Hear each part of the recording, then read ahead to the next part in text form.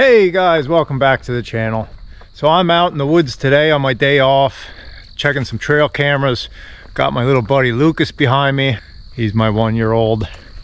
And I'm out here walking through the woods, and I thought it'd be a good time to talk a little bit about our woods here in forestry management and how I do things and what my goals are with this project.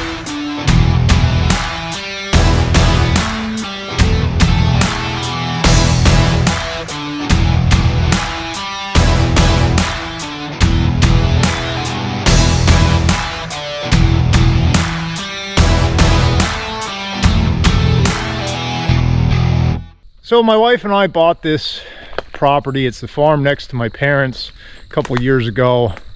We have about 30 acres, give or take, of woodland here. And when I bought it, it was just like most woods here in the Northeast, just kind of left to its own devices to grow. And nobody was really doing anything with it other than hunting, taking a little bit of firewood here and there. So it's pretty much just a natural wood stand. A little bit overgrown, a little bit too crowded. So my goal here is to do a little bit each year in the fall and winter and do some thinning, do some timber stand improvement.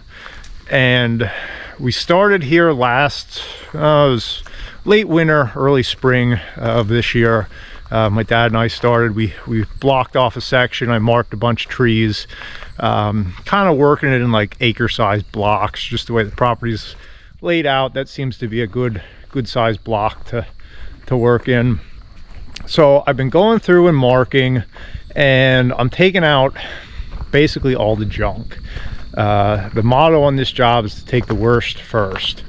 So I'm taking out anything that is just never going to be valuable timber, that's just twisty, scraggly stuff, dead stuff, rotten stuff, just undesirables.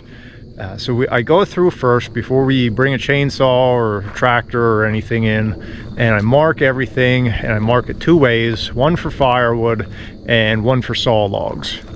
And what I'm basically looking to do is just create space, let the good trees grow, give room to the good trees so they can flourish, so they get more light, water, nutrient.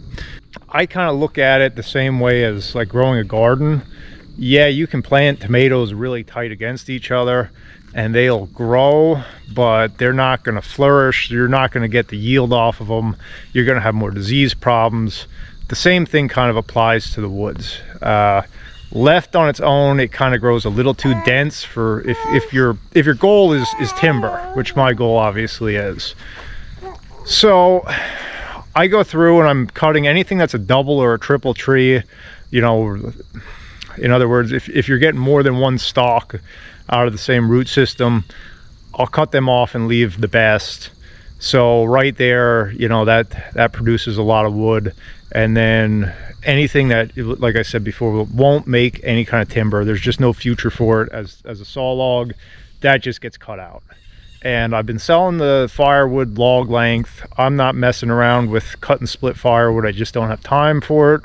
So I pull it out to the landing and pile it up and try to sell it log length, which if anybody in Eastern PA is looking for log length firewood, reach out to me, because I'm actually looking for another buyer for log length firewood as a side note. But so yeah, then anything that I can put on the sawmill, and being that it's my own timber, I'm pretty flexible. Some stuff I wouldn't necessarily buy as saw logs, I'll put on, if it's a little bit on the small side, I'll try to get some flooring boards or something out of it. So that's how I've kind of been sorting it. And I'll show you here, because now I made it to a section. This is our main road through the woods. And I'm not really sure that the camera is going to pick this up. Cameras aren't really the best at this type of thing. But this is a section we did late winter, and we went through here and opened this up. And really I should be here on a sunny day, because you'll get the sunlight really shines in. You can see a big difference. But we opened this up and took a lot of junk out and tried to leave the best. We left stuff that has potential, and we tried to put space between the trees. So this is one of our skid roads, but we just tried to leave the straightest, the nicest stuff, and leave enough space between them that, you know, the crowns of the trees aren't touching each other, that they kind of have enough space, there's enough sunlight, there's more nutrient for each individual tree, and hopefully it'll flourish that way. Our woods here is primarily oak and pine. It's a mix of red oak and white oak and white pine. We also have some maple mixed in here and there. Yeah, Lucas? Yeah? You have something to add to that? Yeah? Yeah, look at you on camera. But so that went pretty well. I'm super happy with the way that looks, the section we did. And we'll go up here to a section that's not done yet.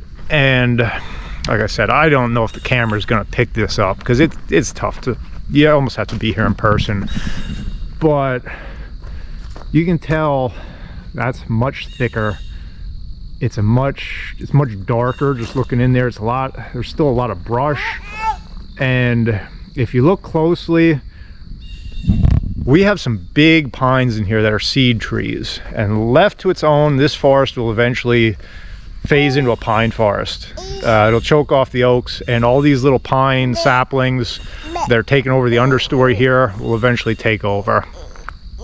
So part of my goal, I don't want to completely eliminate the pine. I like pine, I use pine, but I just want to try to balance it out. So as we're going here, we're chopping out some of these little pine saplings, let some room for some other species to start up. So that's the goal, and let's step into the woods here a little bit.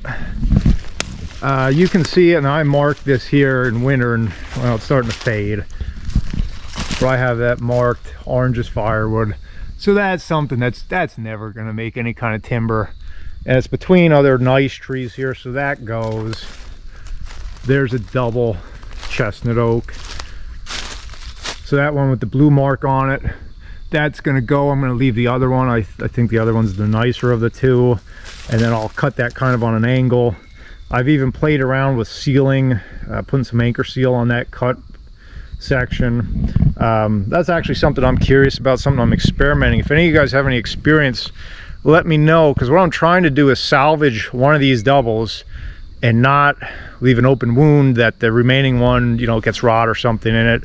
So if anybody has any experience on how to do that, as far as like cutting on an angle or sealing the end, or if you just leave it natural, give me some feedback on that. So yeah, we got a pretty nice nice section here. Like I said, it's a mix as you go through the property, mostly oak, and I'm just working a little section at a time. And I'll definitely bring you guys back in here when I actually go to work, hopefully get some more cut this fall. If not this fall, definitely winter. And I'll show you how we work that. Basically just use a tractor with a front end loader, and I made a hay wagon running gear with log bunks on, and kind of load the stuff on and pull it out that way, and try to leave as little impact as possible. But basically my whole goal is just to improve the timber. It's really probably not something that's going to benefit me in my life. It's more for this guy and his brother. He doesn't know it yet. But basically what I'm looking at is if I can make enough money with the few saw logs I'm taking and the firewood to cover my costs, you know, the real payoff is in the future when you have a really nice stand of timber there. So it's you know, just trying to yeah. So I'm just trying to keep it you know, a sustainable system that it'll generate for us for quite a while. And unfortunately, it's one of those things where if you were going to hire a logger to come in, they probably wouldn't be interested in managing this way. You know, they're going to want to do a selective cut where they take nicer stuff or high grade it. And, you know, because honestly, it doesn't really pay. It's a lot of work to cut out this junk, and it's worth very little money. But when it's your own timber, it's a management style, if you're willing to put in the work yourself, that you can do. And I feel it's a good investment of time, because in the future, I mean, we all know the value of this stuff just seems to go up.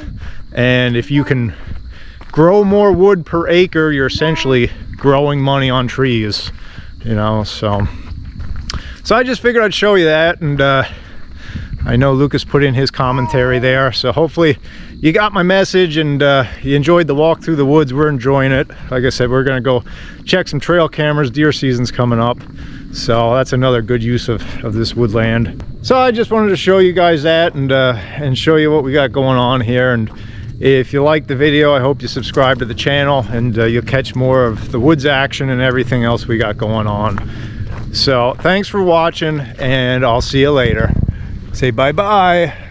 See you guys.